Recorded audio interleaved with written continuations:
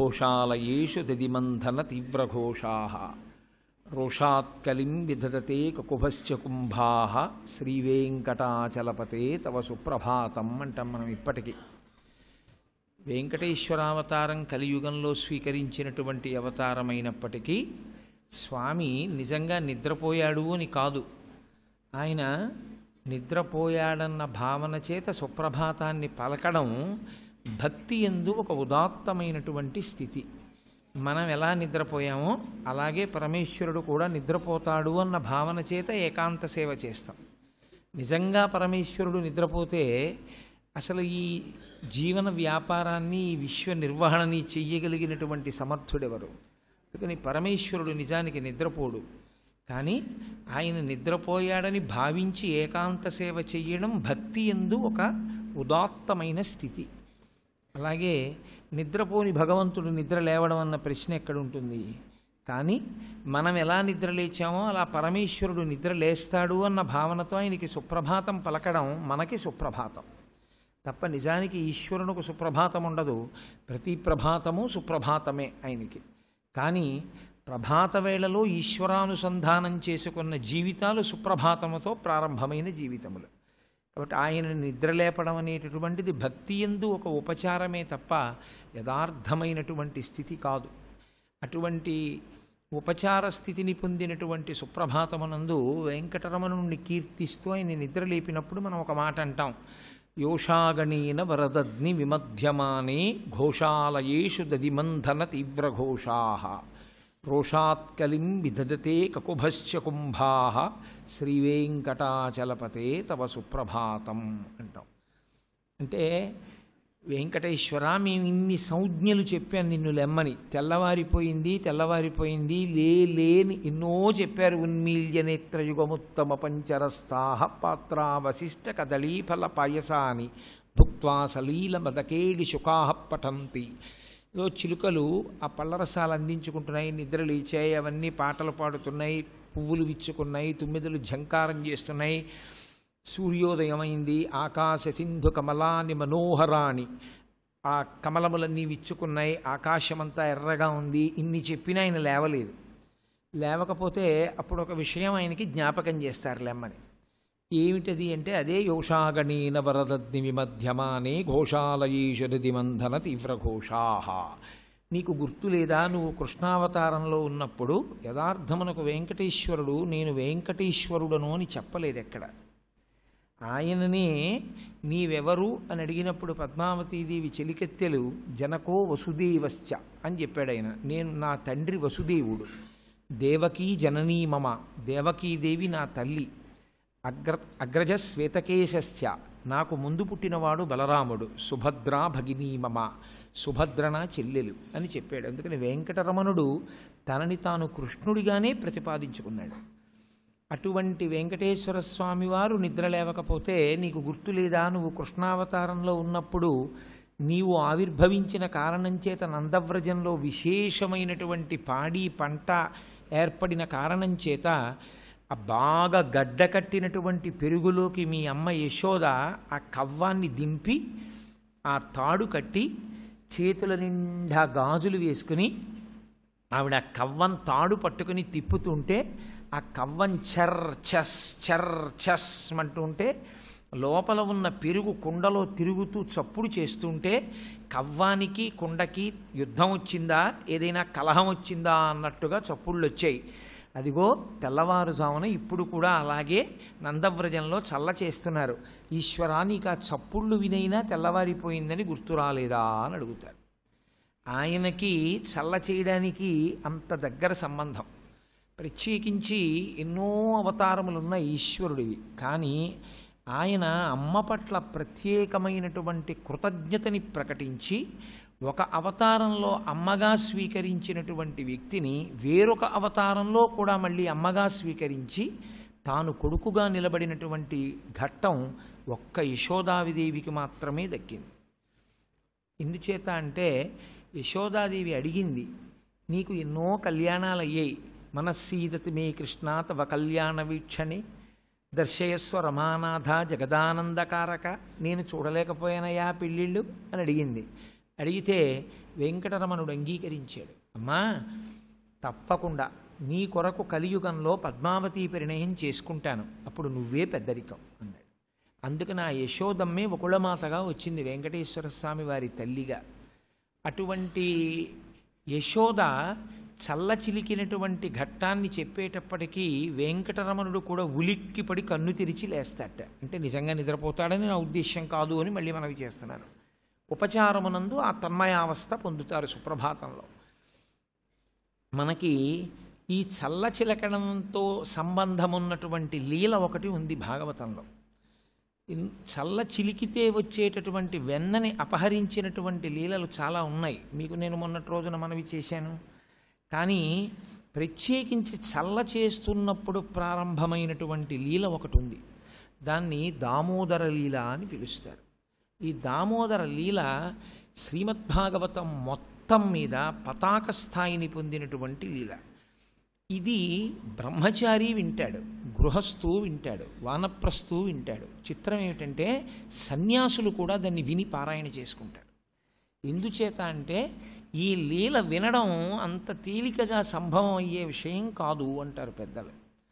ఇది ఎందుచేత అంటే కొన్ని కోట్ల కోట్ల జన్మలు జీవుడు అనుభవించిన తరువాత ఒక స్థితిని చేరితే, ఈశ్వరుని యొక్క అనుగ్రహము పరిపూర్ణమైతే అటువంటి వాడు మాత్రమే దామోదర లీల వింటాడు అని. ఎందుచేత అంటే పరమభక్తి శ్రద్ధలతో దామోదర లీల విన్నటువంటి వాళ్ళ యొక్క కర్మబంధములు తెగుతాయి అని. ఆయనని కట్టిన లీల వింటే వాళ్ళ కట్లు తెగుతాయి. అంటే కట్లు తెగుతాయంటే ఎన్నో జన్మలు ఎత్తవలసినటువంటి కర్మములు కాలిపోతాయి, ఆ పాపరాశి ధ్వంసమైపోతుంది. నేను పాపరాశి అన్నప్పుడు దాని యందు పుణ్యము కూడా చేరిపోతుంది. అంటే పునర్జన్మ తీసుకోవలసిన అవసరం నశిస్తుంది. అంత ఉత్కృష్టమైన లీలగా దామోదర లీల చెప్తారు. ఈ దామోదర లీల అత్యంత ముఖ్యాతి ముఖ్యమైనటువంటి ఘట్టము. ఇందులో ఒకానొకనాడు యశోదాదేవి చల్ల చేస్తోంది. సుడియుచు గిదుకుచు వాలుచు సడికొట్టుచు అమ్మ రమ్ము చన్నిమ్మనుచున్ వెడవెడ గంతులు వేయిచుచు కదిసి కడవ బాలకుండు కవ్వము పట్టెన్. ఏమి పడ్డాయో పోతన గారికి పద్యాలు. మహానుభావుడు. పోతన గారి పేరెత్తితే చాలు నేను నేల మీద పడి నమస్కరిస్తా. పోతన గారి లాంటి వ్యక్తి ఉండరు. పోతన గారి పేరు స్మరిస్తే చాలు ప్రతిరోజు. అసలు దామోదర లీల అంటారు, కానీ నా ఉద్దేశ్యం అయితే పోతన గారి పేరు తలుచుకుంటే కర్మబంధాలు తెగిపోతాయి. ఆయన మహర్షి సదృశుడు, మహానుభావుడు. ఆంధ్రజాతి మేము పోతన గారి కవిత్వానికి వారసులం, మేము పోతన గారు తెలుగులో మాకు పద్యాలు ఇచ్చారు అని చెప్పుకుని మనం ఎంతో ఆనందాన్ని పొందవలసినటువంటి మహాపండితుడు, అంతటి జ్ఞాని, అంతటి పరమభక్తుడైన. కాబట్టి ఆయన అంటారు, సుడియుచు గిదుకుచు వ్రాలుచు సడికొట్టుచు అమ్మ రమ్ము చన్నిమ్మనుచున్ వెడవెడ గంతులు వేయిచుచు కదిసి కడవ బాలకొండు కవ్వము పట్టెన్. దామోదర లీలని ప్రత్యక్షంగా మనస్సులలో చిత్రీకరించడం కోసమని శాబ్దిక ప్రసారం చేశారు పోతన గారు. ఒక రోజున అమ్మ చల్ల చేస్తోంది. ఏముంది చిన్ని కృష్ణుడికి పని, లేక లేక పుట్టాడు, అల్లారముద్దు బిడ్డాడు. చక్కగా పొద్దున్నే అమ్మ లేపుతుంది, స్నానం చేయిస్తుంది, ఒళ్ళంతా నూనె రాస్తుంది, నలుగు పెడుతుంది. స్నానం చేయించిన తర్వాత చక్కగా ఓ కస్తూరి బొట్టోటి పెడుతుంది, దృష్టి తగలకుండా ఓ చిన్ని చొక్కొకటి పెడుతుంది, పెట్టి ఆ చిన్న కొప్పోటేస్తుంది, దానికి ముత్యాల సరాలు చుడుతుంది, ఓ పట్టు దట్టి ఓటి కడుతుంది. ఎప్పుడు సంపాదించాడో ఎక్కడ సంపాదించాడో ఆ వేణువు మాత్రం ఎప్పుడూ దగ్గర ఉండాలి. ఆ వేణువు ఊదుతాడు. ఎప్పుడు ఆయన దగ్గర ఉండేది ఏంటంటే చేతిలో వేణువు పెట్టుకుంటాడు, బొడ్డులోనేమో ఓ కర్ర ఓ కొమ్ము బోర, ఈ రెండూ పెట్టుకుంటాడు. ఆయనకి ఎంత అనుబంధం అంటే ఆవులతోటి, దూడలతోటి, ఎద్దులతోటి. ఆయన ఆ కొమ్ము బూర ఊదాడా ఎక్కడెక్కడ ఉన్న ఆవులు వచ్చేస్తాయి, ఎక్కడెక్కడున్న దూడలు వచ్చేస్తాయి. ఆయనకి ఆ ఆవులు, దూడలు, ఎద్దులకి అంత గొప్ప అవినాభావ సంబంధం ఆ కృష్ణావతారంలో. అందుకని మహానుభావుడు ఆడుకుంటున్నాడు చక్కగా. అమ్మ ఇవన్నీ తయారు చేసి పెడుతుంది, చక్కగా అలంకారం చేస్తుంది. అంతే, ఇక బయటికి పెడతాడు, ఆ గొల్ల పిల్లలందరినీ పిలుస్తాడు, ఇంకా వాళ్ళతో ఆటలు మొదలెడతాడు, ఆ ఇసుకలో ఆడతాడు. పోతన గారు అయ్య బాబు ఏమి వర్ణన చేశారో నిజంగా. అసలు తడవాడిది బలకృష్ణులు తడవాడిది వారి చూచిత గరంబాదుల్ తడవాడి రరులు భయమున తడవాడిరి మంతసమున తపసులు వేట్కన్ అన్నారు. ఆయన బుడి అడుగులు వేస్తే వచ్చిరానటువంటి అడుగులు. పోతన గారు ఎంత గొప్ప ప్రసారం చేశారో అసలు. పోతన గారి భాగవతాన్ని కళ్ళజోడు పెట్టుకుంటే తప్ప చదవలేని నా బోటిగాడు కళ్ళజోడు పెట్టుకుని చదువుతుంటే కాసేపటికి మన ప్రయత్నం లేకుండా అక్షరాలు కనపడడం మానేస్తాయి. ఏమి ఎందుకని కనపడటం లేదని చూస్తే మన ప్రయత్నం లేకుండానే కన్నుల నీరు చిప్పిల్లుతుంది ఆనందంతో. అంత గొప్ప పద్యరచన మహానుభావుడిది. తడవాడిరి బలకృష్ణులు. ఆయనకి కొద్దిగా నడవడం వచ్చింది. ఆ నడవడం వచ్చినప్పుడు ఆయన నడవడం ప్రారంభించిన సన్నివేశాన్ని పోతన గారు వర్ణిస్తారు. కూర్చుని లేవాలి, లేచి అడుగెయ్యాలి. అందుకని 2 చేతులు పాదాల మొదట్లో వేసుకుని ఆ పృష్ఠభాగాన్ని ఇలా పైకెత్తి ఆ చిన్ని తల ఇలా పైకెత్తి చూసి ఓ నెమలీక పెట్టుకుని ఆ కాళ్ళ మించి చేతులు ఇలా పైకెత్తి మోకాళ్ళ మీద పెట్టుకునేటప్పటికీ ఒంగున్నటువంటి స్థితిలోకి వచ్చేవాడు. ఒంగునోసారి చుట్టూ చూసి మెల్లిగా తొడల మించి చేతులు పెట్టుకుని ఇలా నడుం పైకెత్తి నిలబడి 2-3 అడుగులేసి ఏదో ఒక ఆధారం దొరకాలి కాబట్టి అక్కడే ఉన్నటువంటి ఒక ఆవు తోక ఒకటి పట్టుకునేవాడు. పట్టుకునేటప్పటికి ఆ తోక పట్టుకునేటప్పటికి ఆవు గబగబా 4 అడుగులేసి పరిగెత్తపోయేది. దాంతోపాటుగా ఒక 10 అడుగులేసి ఢామ్ అని కింద పడిపోయేవాడు. కింద పడిపోయి అక్కడి నుంచి ఆ అమ్మ వంక చూసేవాడు. అమ్మ గబగబా వచ్చి పైకెత్తేది. ఏదో అడుగులు వెయ్యడం కూడా రానట్టుగా 4 అడుగులు వేసి ఆవు తోక పట్టుకుని ఆవు గబగబా నడిస్తే దానితో సమానంగా నడవలేక కింద పడిపోయినటువంటి పిల్లవాడిలా నటించినటువంటి ఆ చిన్ని కృష్ణ పరమాత్మ యొక్క అశక్తత నటనకు దేవతలు తెల్లబోయి అప్సరసాగణం అంతా కూడా మళ్ళీ ఇటువంటి సన్నివేశాన్ని మనం చూడగలమా అని ఆకాశంలో నిలబడి నర్తించారట. ఏం ఆశ్చర్యం! లోకానికి నడకలు నేర్పగలిగినటువంటి పరబ్రహ్మం తప్పటడుగులేస్తోంది ఈ భూమి మీదని. తడవాడిది బలకృష్ణులు తాడవాడిది వారి చూచిత గరంభాదుల్ తడవాడి రరులు భయమున. రాక్షసుల అడుగులు తడబడ్డాయిట భయంతో. పుట్టాడు చిన్ని కృష్ణుడు, నడుస్తున్నాడు, ఇక భూభారం తగ్గిస్తాడు. తడవాడిది మంతసమున తపసులు వేట్కన్. పరమేశ్వరుణ్ణి నమ్ముకున్నటువంటి తాపసుల మనసులలో ఏదో తెలియనటువంటి ఆనందం. కొంచెం పెద్దవాడయ్యాడు, ఆడుకోవడం పరిగెత్తడం ఇవన్నీ వచ్చాయి. అందున చిన్నతనం నుంచి ఆయనకున్న లక్షణం ఏమిటంటే అపారమైనటువంటి ఆకర్షణ. కృష్ణుడి తత్వంలో ఉన్న గొప్పతనం ఏమిటంటే విశేషమైనటువంటి ఆకర్షణ. రామావతారానికి కృష్ణావతారానికి ఒక తేడా ఉంటుంది. కృష్ణావతారం బహుగడుసు అవతారం. పైకి ఎంత అమాయకుడిగా కనపడతాడో అంత గడుసువాడు. కన్నులు తెరవని కడుచిన్ని పాపడై దానవిచనుబాలు త్రవి చంపే. ఎక్కడ అవకాశం వచ్చిందో వదిలిపెట్టాడు రాక్షస సంహారానికి. చంపుకుంటూ వెళ్ళిపోతాడు. పాపం మా రామయ్య పిచ్చి రామయ్య. మారీచ సుబాహులు వస్తే ఆ తాటకని సుబాహుణ్ణి చంపి మారీచుడిని వదిలేశాడు. రామాయణం పెద్ద మలుపు తిరిగిపోయింది. ఆయన కొంతమందిని చంపుతూ ఉంటాడు, కొంతమందిని పోన్లేద్దు అని వదిలేస్తూ ఉంటాడు. మనుష్య సంబంధమైనటువంటి కారుణ్య ప్రకటన ఉంటూ ఉంటుంది మధ్య మధ్యలో. ఆ ఉండడం కొంప ఉంచుతూ ఉంటుంది. మళ్ళీ కృష్ణయ్య అలా కాదు, ఆయన చాలా జాగ్రత్తగా ఉంటాడు. ఆయనంతా పరిపూర్ణ అవతారం, చాలా గమ్మత్తుగా ఉంటుంది. అందుకని ఆయన యొక్క స్థితి వేరసలు. కాబట్టి ఆడుకుంటున్నవాడు ఒంటి నిండా మట్టి, చేతుల నిండా మట్టి, ఆ తల నిండా ముఖం నిండా మట్టి, ఒళ్ళంతా చెమట పట్టేసింది. లోకానికి ఒక మహోత్కృష్టమైనటువంటి లీల చేసి రాబోయే తరాల్ని కూడా ఉద్ధరించాలి అనుకున్నాడు. అనుకుని సంకల్పం చేసి ఇంట్లో నందుడు లేడు. నందుడు ఉంటే చాలా భయం నటిస్తాడు.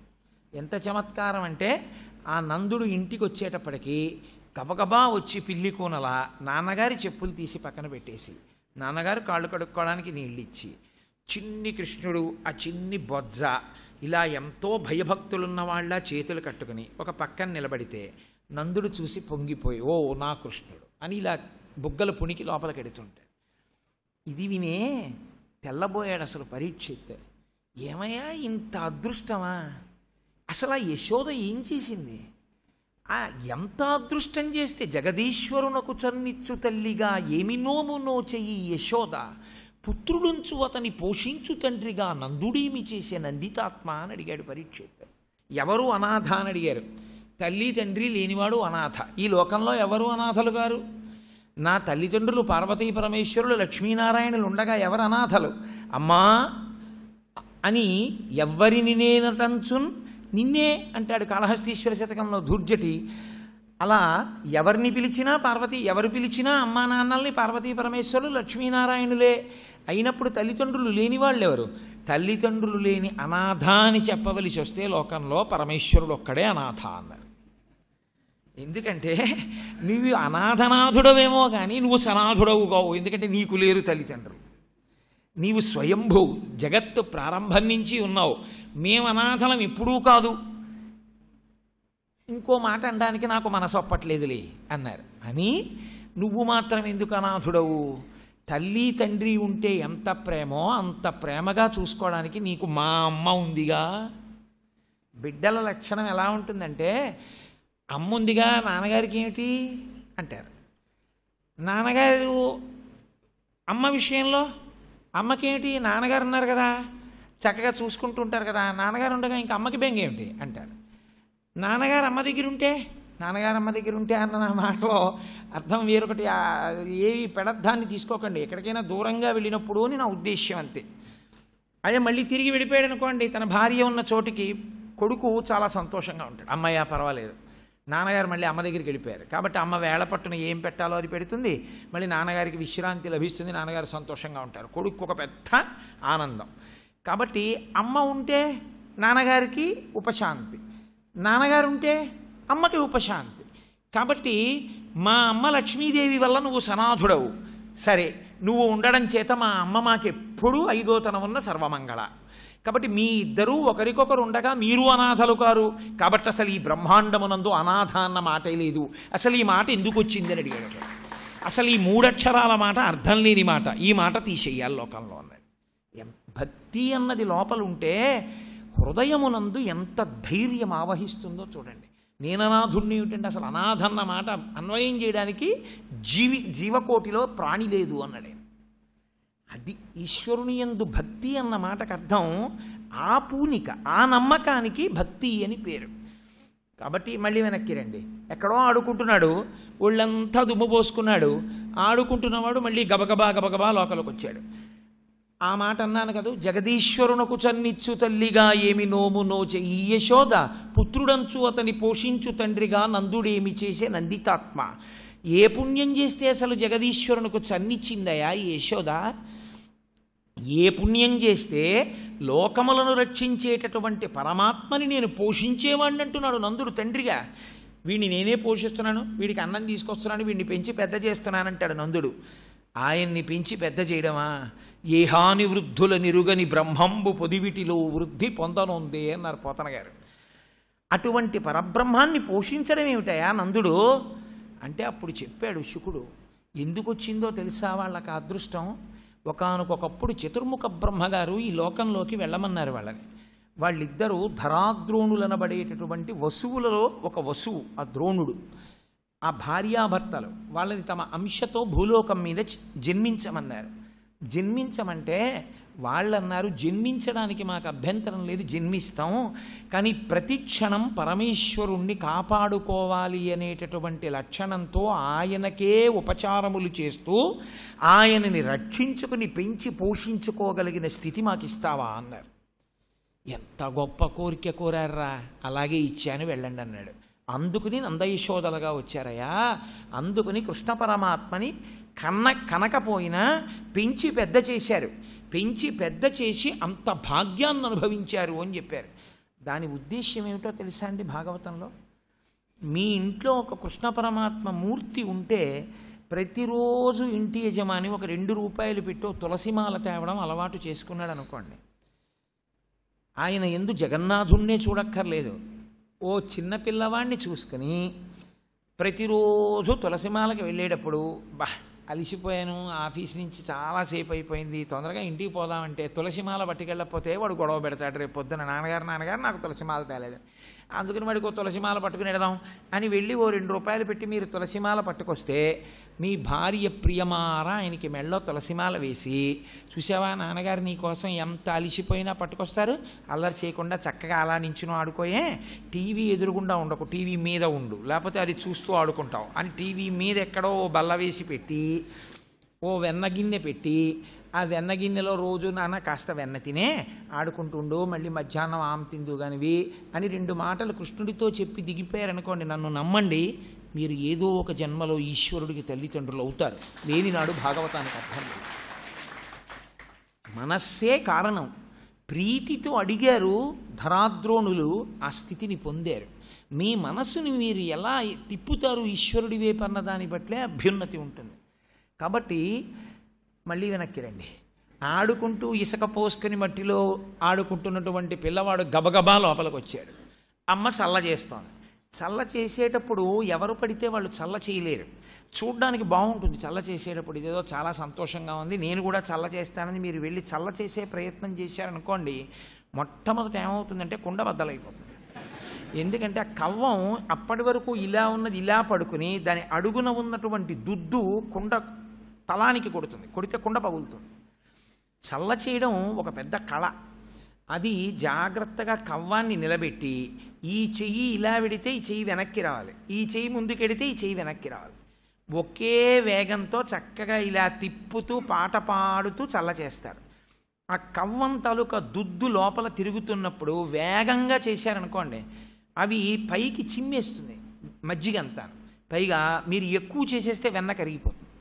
అందుకని చాలా జాగ్రత్తగా తిప్పాలి ఆ కవ్వాన్ని.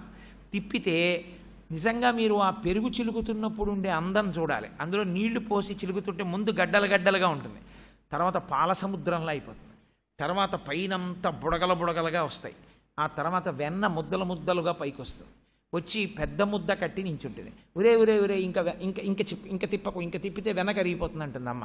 ఆ కవ్వం వదిలేస్తే అమ్మ వచ్చి ఆ కవ్వానికి ఉన్నటువంటి ఆ గోడు భాగంలో వేలు పెట్టి ఇలా ఇలా తీస్తుంది. తీసి గిన్నె అంచుకి రాస్తారు. ఆ మజ్జిగలో చెయ్యి పెట్టి ఇలా తిప్పి జాగ్రత్తగా ఇలా తీసి ఆ కుండలోనే పెట్టి ఇలా ఇలా అంటే ఆ మజ్జిగ అంతా కింద కారిపోయి ఆ వెన్న ముద్ద మిగులుతుంది. దాన్ని తీసి ఓ గిన్నెలో పెట్టుకుంటారు. అది చాలా జాగ్రత్తగా చెయ్యవలసినటువంటి కర్మ.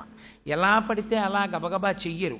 పాలు ముట్టుకుంటారు కాబట్టి, పాలు మంగళద్రవ్యం కాబట్టి సాధారణంగా గోపకులంలో ఉండే లక్షణం ఏమిటంటే వాళ్ళు చల్ల చేసేటప్పుడు మాత్రం ఎలా పడితే అలా చల్లకుండా ముట్టుకోరు. ఎందుకంటే చల్లకుండా ఇల్లు ఒక్కలాంటివి అని. కాబట్టి చల్లకుండా ముట్టుకునేటప్పుడు స్నానం చేసి సిగనిండా పువ్వులు పెట్టుకొని చేతుల నిండా గాజులు వేసుకుని అప్పుడు చక్కగా ఆ చల్లకుండా తీసుకొచ్చి చిలుకుతూ ఉంటారు.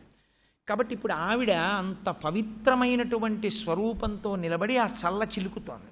సర్వం శ్రీ ఉమామహేశ్వర పరబ్రహ్మార్పణమస్తు. స్వస్తి.